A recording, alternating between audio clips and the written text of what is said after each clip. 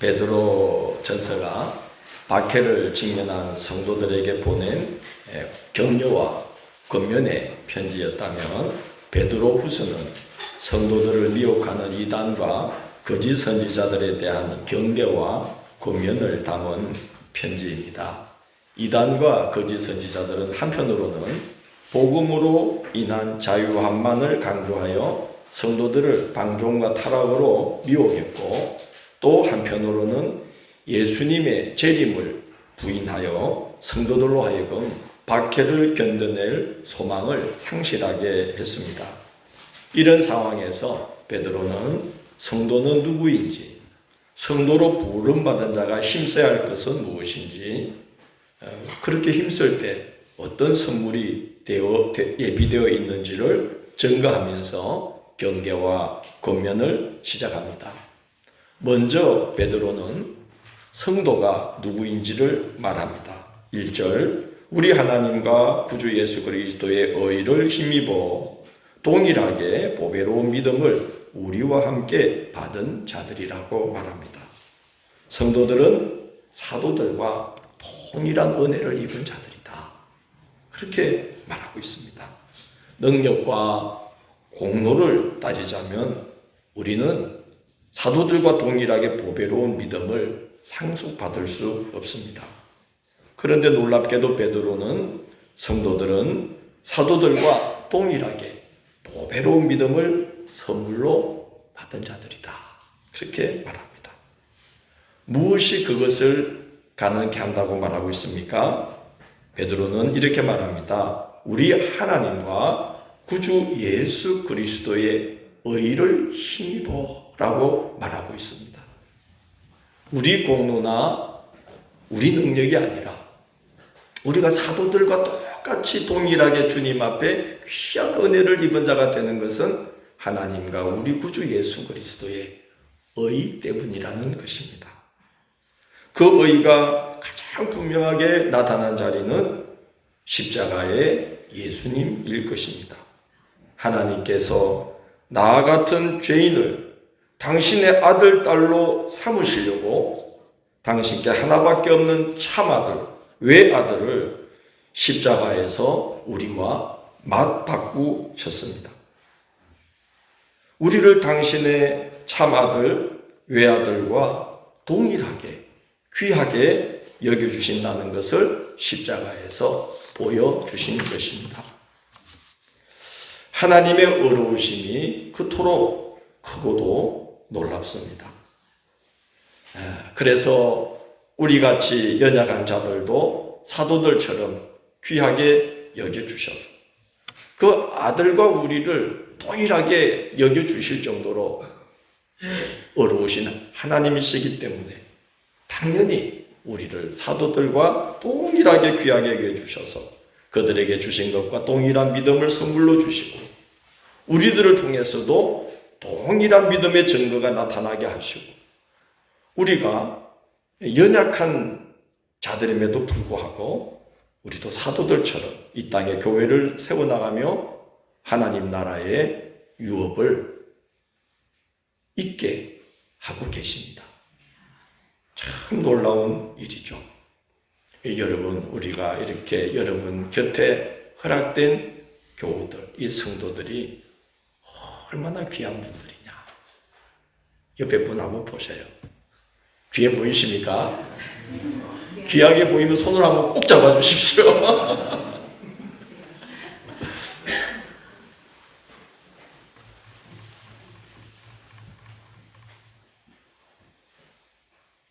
너무 귀하죠. 하나님께서 자기 참아들, 외아들과 맞바꾸신 분들입니다. 십자가에서. 우리 같은 죄인을 자기 아들, 딸 삼으시려고 자기 아들을 내어주셨으니까 맞바꾸신 거죠. 정말 귀한 분들입니다. 그걸 생각하면 여기 50여 명 앉아있는 게 아니라 온 천하가 앉아있는 거지. 할렐루야. 그러므로 그 놀라운 의를 나타내신 하나님과 우리 구주 예수 그리스도를 알아가는 일에 힘쓰라고 권합니다. 그 놀라운 은혜가 담겨있는 그 은혜를 베푸시는 하나님과 우리 구주 예수 그리스도의 의를 알아갈수록 얼마나 우리는 큰 은혜와 복을 만나게 되겠습니까? 성도가 가장 힘써야 할 부분은 하나님과 우리 구주 예수 그리스도를 나날이 점점 더 깊이 알아가는 것입니다. 우리가 많은 사역을 합니다. 정말 어떤 분이 그래요. 아우, 정말 우리 교회는 몇 명 안 되는데 다들 사역자같이 일하고 있대. 일당백이래. 정말 그런 것 같으죠? 그러나 사역도 중요하지만 정말 중요한 건 우리가 가장 힘써야 할 부분은 하나님과 우리 구주 예수 그리스도를 점점 나날이 더 깊이 알아가는 성도로 세워지는 것. 그게 우리가 힘을 쏟아야 한다는 겁니다. 오늘 바울은 그 사실을, 베드로는 그 사실을 여러 차례 강조합니다. 2절을 보면 하나님과 우리 주 예수를 뭐함으로? 알므로 은혜와 평강이 너희에게 더욱 많을지어다. 3절 끝을 보면 이렇게 말씀합니다. 우리를 부르신 이를 어떻게 함으로? 알므로 말미암습니다. 8절 중간 부분 보면 이렇게 권면합니다. 너희로 우리 주 예수 그리스도를 뭐하게 게으르지 않고? 알기에 게으르지 않고. 하나님과 주 예수 그리스도를 알기에 힘쓰라고 거듭 당부하고 있습니다. 그럴 때 성도는 복된 선물을 만나게 되기 때문입니다. 어떤 선물이 예비되어 있다고 증거하고 있습니까? 첫째, 2절을 보면 은혜와 평강이 더욱 많아질 것이다. 오늘 우리 한선제자 기도 중에 우리 교회가 이 땅에 생명과 은혜와 평강을 끼치는 교회가 되게 해주십시오. 그렇죠. 우리가 주 예수 그리스도를 힘써 알아간다면 우리는 은혜와 평강이 풍성해져서 그 은혜와 평강을 이 땅에 흘려보내는 교회가 되리라고 믿습니다. 평강은 무엇입니까? 완벽한 평화라고 성경에 기록되어 있습니다. 완벽한 평화. 그 뜻을 풀어보면 완벽한 평화입니다. 부활하신 예수님이 제자들에게 나타나실 때마다 너희에게 평강이 있을지어다 하면서 완벽한 평화를 축원하셨어요. 골로새서 3장 15절에서 바울 사도도 평강을 축원합니다. 생명의 말씀 1번 보시면 이렇게 기록되어 있어요. 그리스도의 평강이 너희 마음을 주장하게 하라. 너희는 평강을 위하여 한 몸으로 부르심을 받았나니 너희는 또한 감사하는 자가 되라. 우리가 뭘 위해 존재하느냐? 평강을 누리고 평강을 끼치는 자로 우리를 하나님이 불러주셨다는 거예요. 그게 우리라는 겁니다. 그래서 그걸 그렇게 할 수 있도록 너희는 뭐 하는 자가 되라? 감사하는 자가 되라고 말씀합니다. 완벽한 평화 가운데에 거할 수 있도록 서로를 감사하라는 당부입니다. 하나님께 감사하고 서로에게 감사할 때 평강, 완벽한 평화가 깃듭니다. 그러려면 하나님과 우리 구주 예수 그리스도를 통해 나타난 하나님의 의를 반드시 깊이 알아야만 합니다. 에베소서 2장 13절로 18절을 생명의 말씀 2번. 이건 너무 귀한 거니까 우리 한번 같이 봉독해 볼까요? 주보에 있습니다. 봉독합니다. 이제는 전에 멀리 있던 너희가 그리스도 예수 안에서 그리스도의 피로 가까워졌느니라. 그는 우리의 화평이신지라. 둘로 하나를 만드사 원수된 것 곧 중간에 막힌 담을 자기 육체로 푸시고 이 둘로 자기 안에서 한 세 사람을 지어 화평하게 하시고 또 십자가로 이 둘을 한 몸으로 하나님과 화목하게 하려 하십니다. 원수된 것을 십자가로 소멸하시고 또 오셔서 먼 데 있는 너희에게 평안을 전하시고 가까운 데 있는 자들에게 평안을 전하셨으니 이는 그로 말미암아 우리 둘이 한 성령 안에서 아버지께 나아감을 얻게 하려 하십니다. 아멘.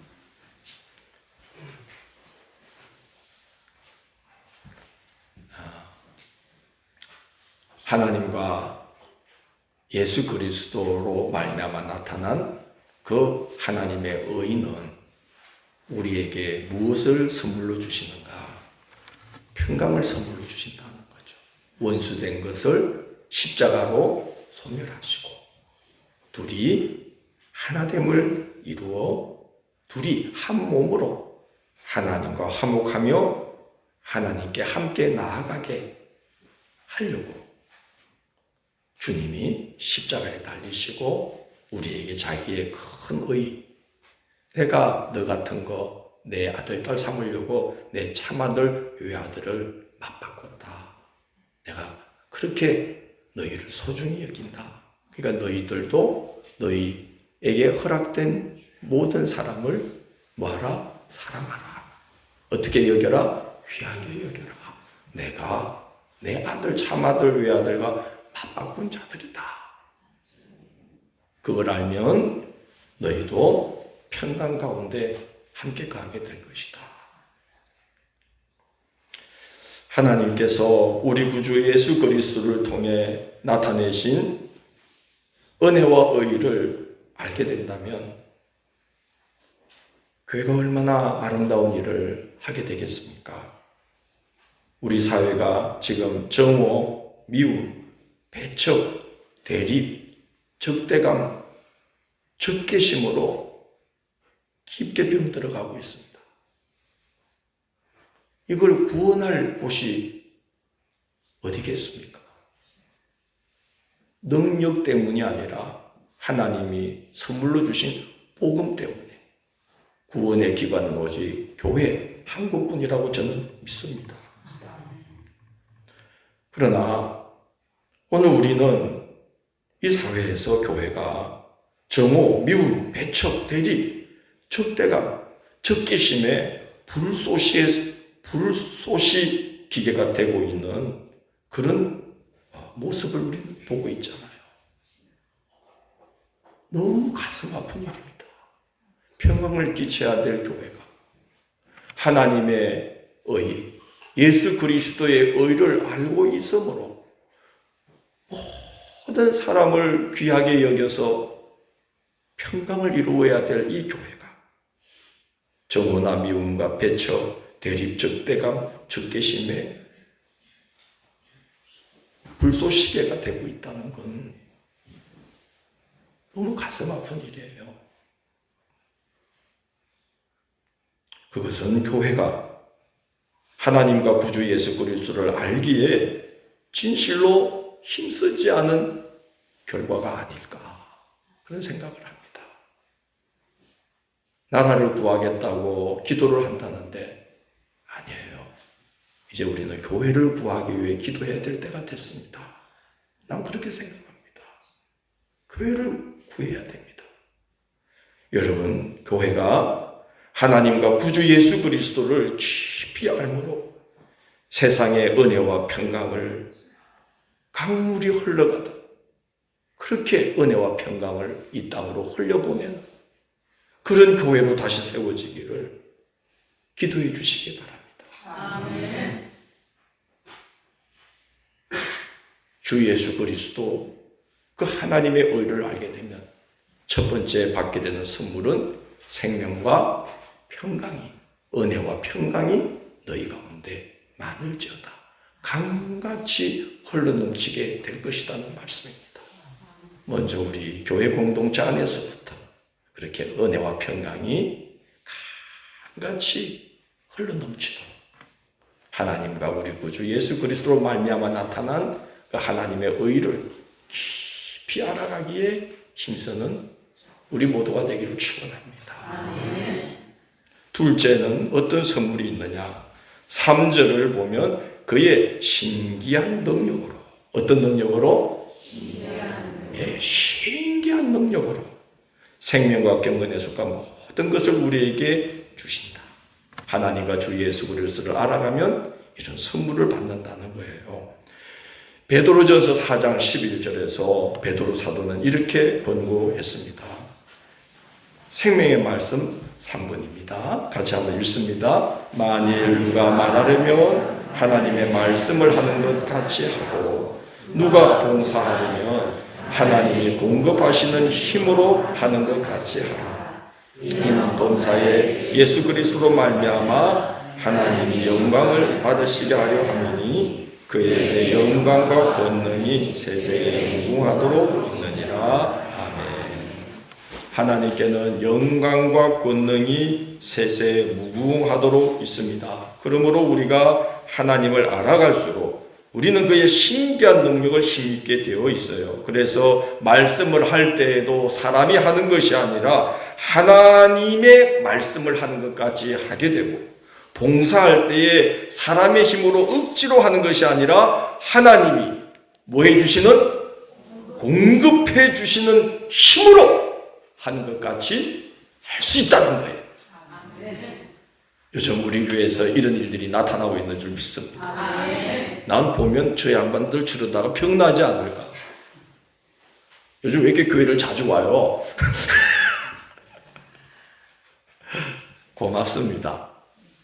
근데 하나님의 은혜인 줄 믿습니다. 목사가 그 하라고 그거 하겠어요? 안 그렇습니까? 아유, 내가 목사인데, 내가 장로인데, 내가 권사인데 어쩔 수 없이 해야지. 그렇게 얼마나 하겠어요? 하나님께서 뭐 해주시니까? 힘을 공급해 주시니까 하는 줄 믿습니다. 그게 선물이라는 거예요. 하나님을 알아갈수록, 우리 구주 예수님을 알아갈수록 그렇게 신기한 능력을 우리에게 공급해 주신다는 거예요.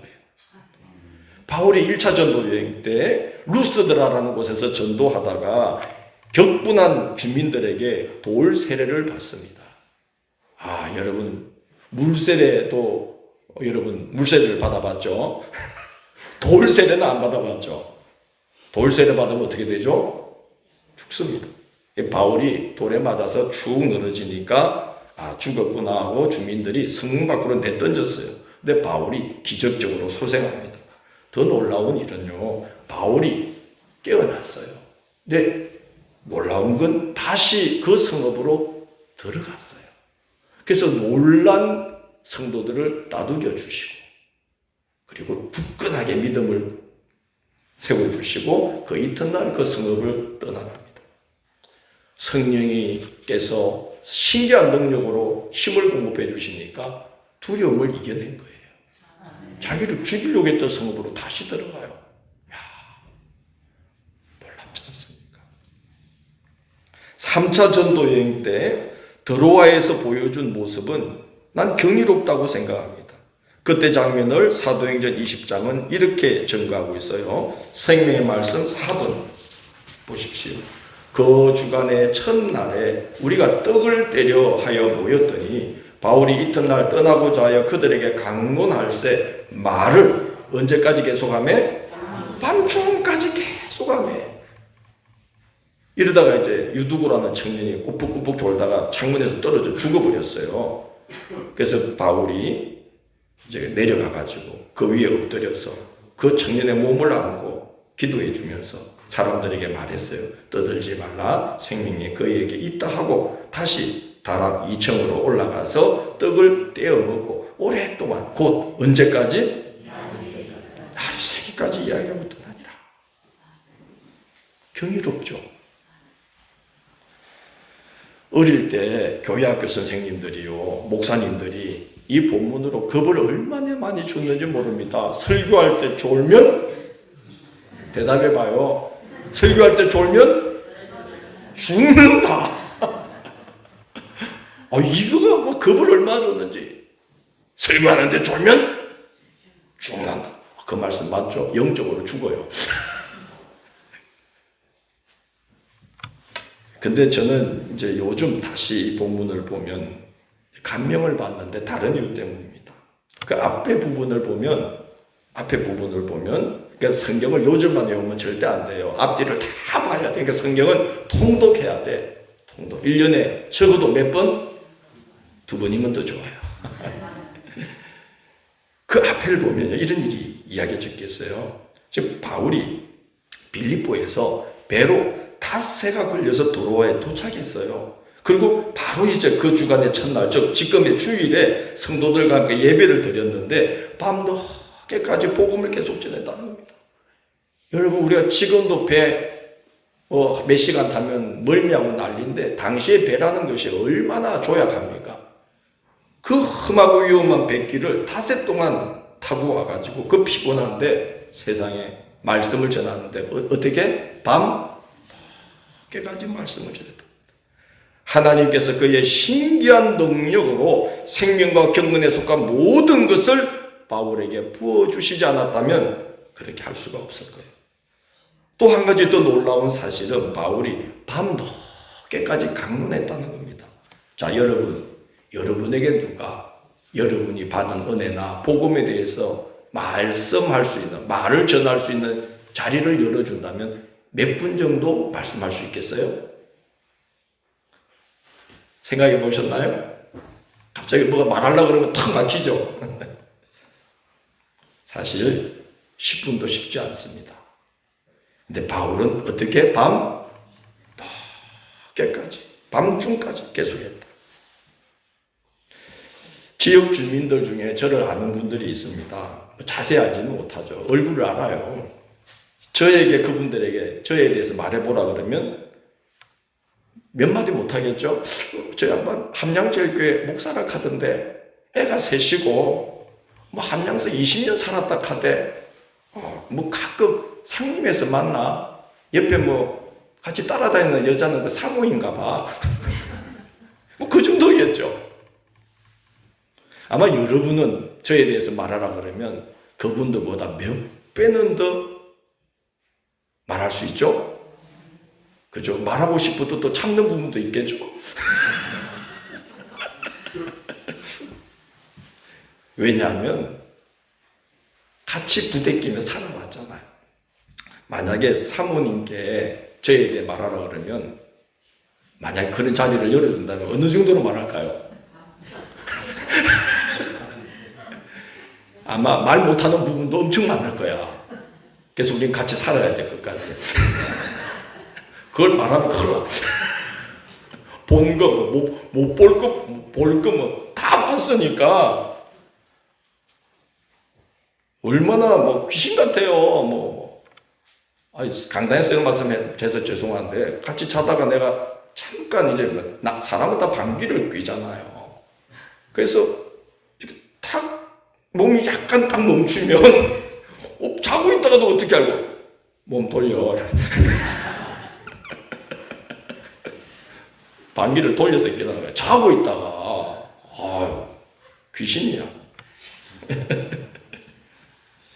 예, 그렇게 아는 것을 가리켜서 히브리어 성경은 야다라고 말합니다. 야다. 북이스라엘의 마지막 선지자 호세아가 그 멸망을 코앞에 둔 그 이스라엘 백성들을 향해서 오라. 우리가 여호와께로 돌아가자. 여호와를 알자. 힘써 여호와를 알자. 그리하면 그가 새벽빛같이 어김없이 비와 땅을 적시는 늦은 비와 같이 어김없이 우리에게 임하셔서 우리를 살게 하시리라. 호세아가 그렇게 호소를 해요. 여호와를 알자. 이때 그 알자라는 단어가 야다입니다. 그것은 곧 저의 아내가 저를 인격 대 인격으로 부딪히면서 속속들이 알게 되었듯이 그렇게 하나님을 알면 멸망 직전이라도 하나님은 살 길을 열어주신다고 호세아는 호소했던 것이에요. 바울 사도가 밤이 늦도록 말씀을 강론하고 유두고를 살린 후에도 날이 새도록 말씀을 나누고 꼬박 자지 않고 날을 새고 다음 장소로 떠날 수 있었던 것은 하나님과 우리 주 예수 그리스도를 아는 것이 어떤 아는 것이에요? 이하다. 부부가 서로 부대끼면서 서로를 깊이 알아가듯이 그렇게 하나님과 인격 대 인격으로 하나님을 만나면서 하나님과 부대끼면서 하나님의 장중의 손에 꼭 붙들려서 막 끌려다니면서 그렇게 하나님을 속속들이 알게 되었기 때문에 밤새 이야기할 게 있었던 거예요. 여러분, 제가 어릴 때 교회에 부흥회가 열리면 강사 목사님들이 와요. 그때 그 중에 어떤 분들 성령에 붙들리신 분들이 있으면요, 설교를 얼마나 길게 하는지 몰라요. 막 1시간, 2시간 예사야. 그래서 설교를 막 하시다가 갑자기 막 여러분 찬송 부릅시다 그러고 막 강대상을 땅땅 때리면서 성령이 계시네 할렐루야 함께 하시네 이래가지고 막 찬송을 막 하게 만들어요. 그러면 우리는 막 손뼉 치면서, 그때는 의자가 없었어요. 다 방석 깔고 앉아있는데 막 저 뒤에 있던 뭐 집사님이 막 손뼉 치면서 무릎 꿇고 이러다가 방방 뜨면서 앞에까지 와. 안 보셨구나. 나는 그 은혜의 날이 다시 회복되기를 정말 기도하고 있습니다. 교회 교회마다 그런 일이 일어나야 됩니다. 그때는 저 뒤에서 막 이러면서 막 찬송하면서 막 눈물이 막 회개하면서 막 눈물 콧물이 되었어요. 막 앞으로 막 뛰어오는 거야. 근데 목사님 그렇게 찬송 시켜놓고는 그래가지고 쪽문 열고 나가. 쪽문을 열고 그리고 소변 보고 오시는 거야. 그리고 이제 2부 순서 시작하는 거야. 앞에 한 만큼 또. 옛날에 그 긴 영화들이 있어요. 10개, 또 배너. 극장에서 우리 나이 드신 분들은 영화 보다가 무슨 시간이 있었죠? 쉬는 시간이 있었죠. 갔다 아시죠? 중간에 딱 전반부 보고 쉬는 시간이 있어요. 화장실 다 갔다 와서 이제 또 그만큼을 봐. 여러분, 그 시대 목사님들이 그렇게 설교를 했어요. 막 성령에 붙들려가지고. 여러분 생각해봐요. 그때 목사님들은요, 지금 우리 시대의 목사님에 비하면 배운 게 형편없어요, 솔직히. 가방끈이 어떻다? 짧아도 보통 짧으신 게 아니야. 그냥 은혜 받고 막 목회하시는 거야. 그런데 하나님과 예수님과 성령님에 대해서 하실 말씀이 무궁무진했던 겁니다. 왜 그래요? 하나님과 구주 예수 그리스도를 할 때에 어떻게 하신 거예요? 이하다. 깊이 알아가신 거예요. 그러니까 성령님이 신기한 능력으로 붙들어 주실 뿐만 아니라 경험하고 전하고 싶은 게 무궁무진한 거예요.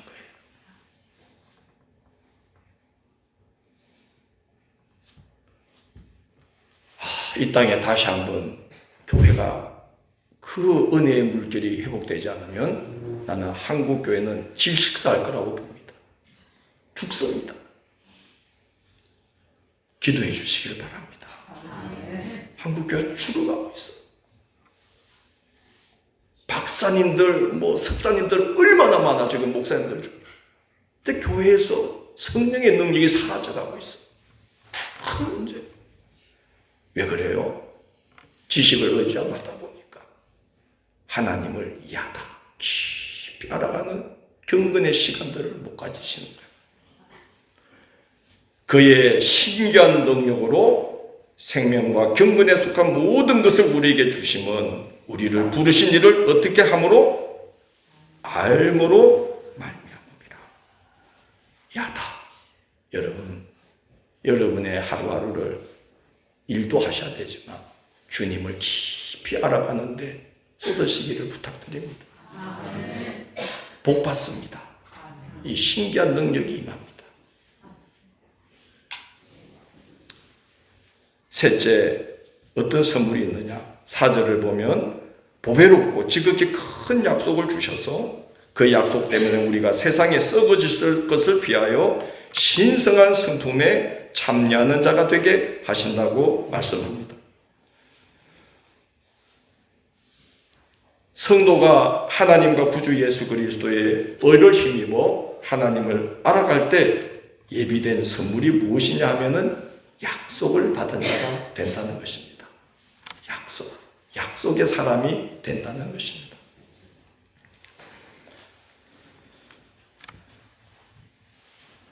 야곱이 인간됨을 보자면 에서보다 못하잖아요. 여러 우리 남자분들이 볼 때요, 야곱이 멋있어요? 에서가 멋있어요? 에서가 멋있죠? 뭐 그냥 탁 나가가지고 한 번 막 쫙 쏘면 막 노루, 사슴, 뭐 낙타 딱 잡아가지고 아버지 더 있어 하고 탁. 야곱은 에서에게 인간적으로 볼 때 남자답지가 않아요. 어디에 주로 있었어요? 주방에. 예. 우리 옛날에 전기 들어가면은 엄마한테 혼났는데 야곱은 맨날 뭐 전기에서 얼쩡거리고 그랬단 말이야.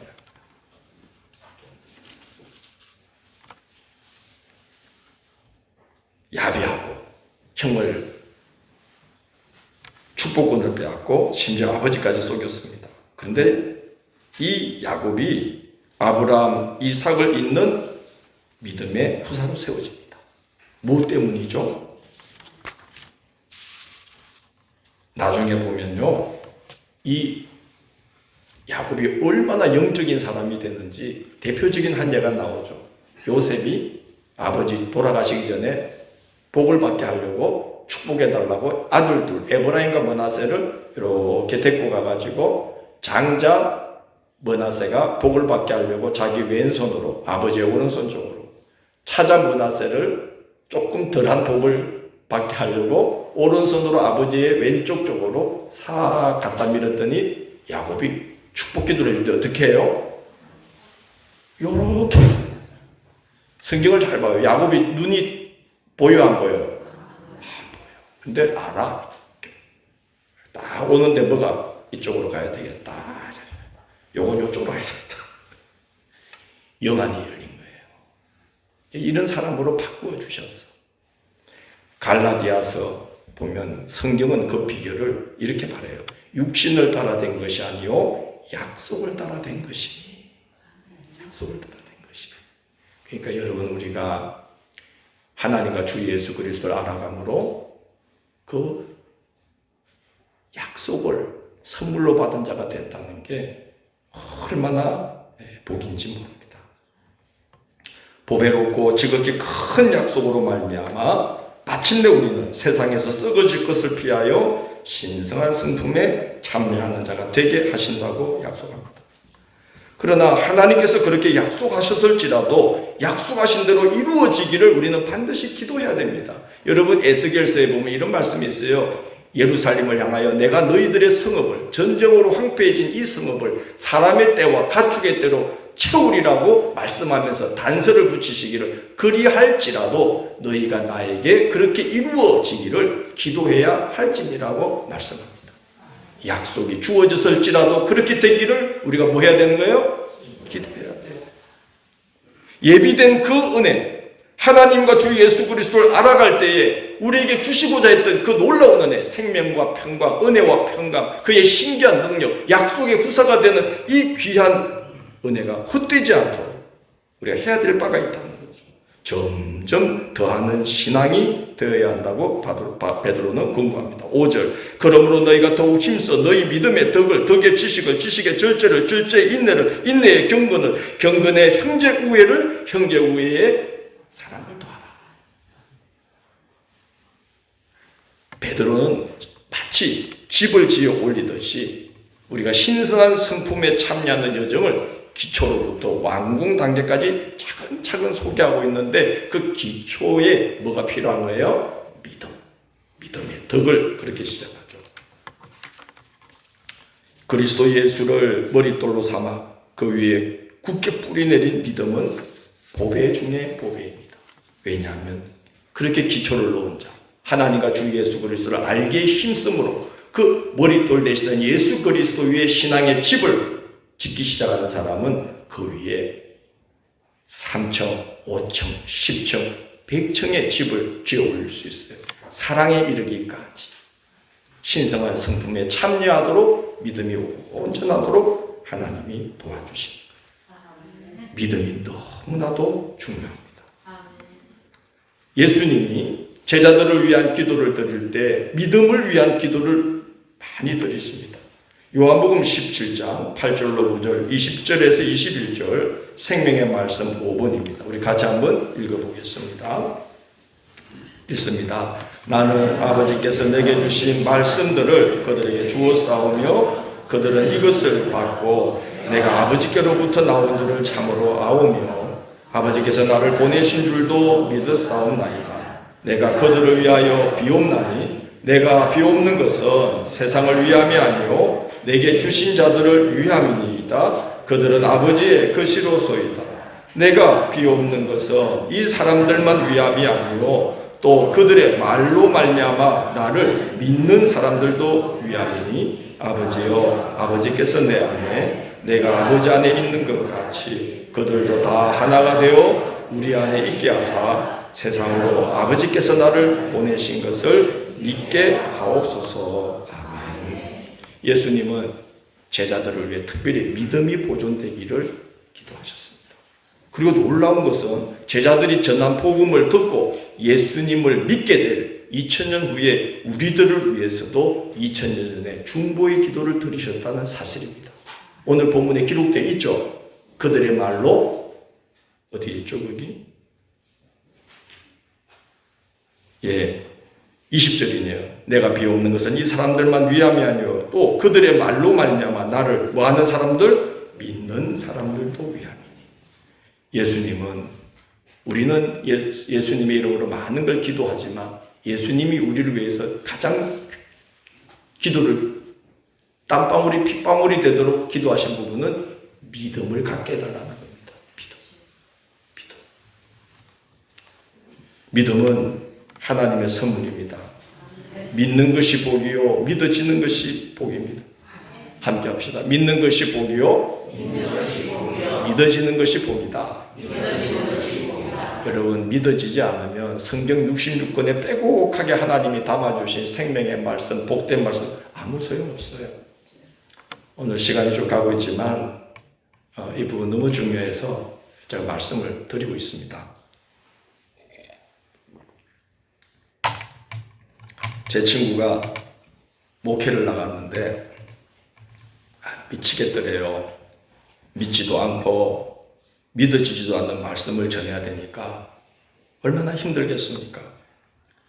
우리 감리교 신학대학은 들어가면 막 성경 공부시키고 이런 데가 아니고 무슨 철학 뭐 그런 거 인문학 뭐 막 믿음을 흔드는 그런 걸 엄청나게 많이 공부를 시켜요. 지금 보니까 다 이유가 있긴 한데 이 친구가 이제 그 자유주의 신학 뭐 민중신학 이런 데 폭 빠져서 성경을 안 봤어. 믿지도 않고 믿어지지 않는 걸 이제 매일 말해야 되네. 새벽마다, 수요일마다, 금요일에도, 주일 낮에도 신방 와달라면 가서 또 성경 들고 말을 해야 되는데 미치겠다는 거예요. 믿지도 않고 믿어지지도 않는 것을 전하자니 고육도 그런 고육이 없었어요. 여러분도 왜 믿음이 식어지면 예배 드리는 게 되게 고역이죠. 목회자도 그렇다는 거죠. 그래서 하루는 성도님들에게 솔직하게 이야기했대요. 여러분, 솔직히 제가 성경이 안 믿어집니다. 그러니까 여러분 목사 잘못 만났다고 생각하시고 저를 위해 기도해 주십시오. 그랬대요. 솔직하게. 그리고 이제 바닷가에서 목회를 했는데 매일 해변에 나가서 성경을 읽었대요. 기도하면서 아버지 믿음을 주세요. 도저히 목회를 못하겠습니다. 근데 어느 날 성경 말씀이 마치 자기 속으로 쏟아져 들어오듯이 자기가 말씀에 빨려들기 시작하더래요. 하나님의 말씀은 살아있고 활력이 있어 좌우의 날선 어떤 것보다 예리하여 혼과 영과 및 관절과 골수를 찔러 쪼개기까지 하며 마음의 생각과 뜻을 판단하나니 이런 말씀처럼 그런 일이 시작된 거죠. 성도님들이 기도를 엄청나게 하셨나 봐요. 목회가 달라지는 거예요. 그래서 지금 저쪽 음성 어디선가에 그 마을을 살리는 같이 무슨 이런 사회 기업을 해가지고요. 마을도 살리는 너무 귀한 목회를 하고 계셔요. 이렇게 믿음이 신성한 성품에 참여하는 첫 출발입니다. 여러분의 믿음이 어떠한지를 한번 점검해 보시기를 바랍니다. 그래야만 우리가 열매 없는 자가 되지 않고 언제든지 실족하지 아니하여 부르심과 택하심을 굳게 하여 영원한 하나님의 나라에 들어가기까지 우리가 최후 승리할 수 있다고 말씀하고 있습니다. 여러분 한 주간 하나님과 우리 주 예수 그리스도를 알아가는데 무척 힘쓰시고 서로를 위해 기도해 주시는 한 주간 되시기를